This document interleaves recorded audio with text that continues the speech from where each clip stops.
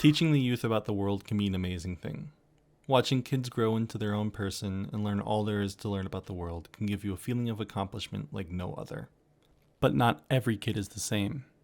People come from all different kinds of backgrounds, and they have all different kinds of stories. So what is it like for a kid when they are thrust into a whole new world entirely?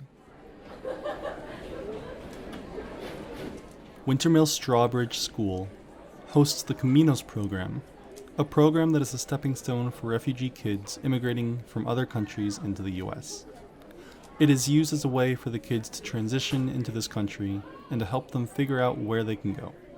Ali Jimenez is someone who works with these kids at this school. So what is it exactly that you do? Oh, I am a teacher's assistant. So I work closely with the kids and alongside the teachers, and I assist daily. And the kids that you work with, are they from all over, or do they predominantly come from one part of the world?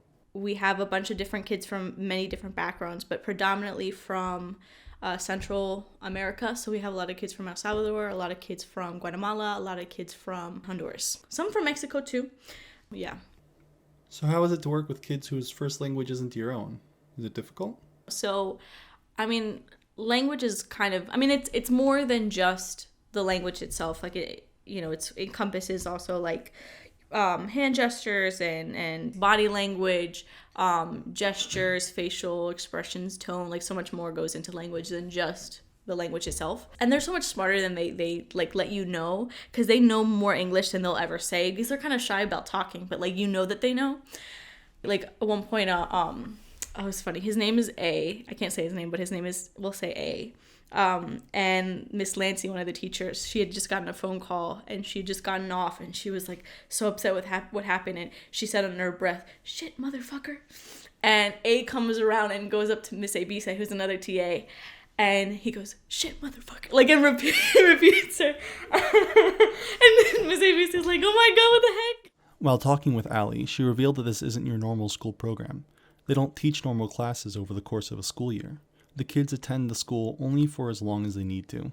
So how long does a kid usually stay in the program? Some kids have harder cases and they're there for 6 months to a year, and that's really, really long. And then some kids age out of the program, which is like as soon as they hit 18 in 24 hours, they're supposed to leave. The other thing is usually with the cases with young kids, because especially if they're like, elementary school kids, usually those cases go really, really fast. Because they're so young, they're trying to find like relatives, friends, people who can, they can be with essentially and go to. So it's interesting, but yeah, usually the kids have high morale. You mentioned that once they hit 18, they have to be out of there by 24 hours. Is this school like a boarding school? You could kind of look at it that way. Technically, okay, I don't know how to say that, but yeah, it's kind of like a detention center, because legally they're not allowed to go anywhere. Like legally, we have to be watching them at any, like, all points of time, because if they do leave for whatever reason, they get deported. Like if they decide to run away and they get found or caught, they get deported. So yes and no, it's like a stepping stone, because they all come in at the border, and it's just a place to go for right now, because there's so many people that are coming to the border specifically that they don't have room, that they fly them to Maryland. Okay, there's a specific campus that is like a safe space for kids. So the school's like an extension of what you'd see at the border. Essentially, I think, or if anything, maybe a next step, because they get resources, they get clothing, they're given consistent meals. I'm hoping and I'm assuming that they would at the border, but I also have no idea if that's really like regulated or if they know that. But at least these kids, especially because they're all minors, are actively given all of those things, all those necessities. Coming to a new country can be very difficult for a child of any age. Transitioning from a place you know very well to a brand new place full of the unknown can be very scary and upsetting. Luckily, programs like the Caminos Program and people like Ali exist to help those children along.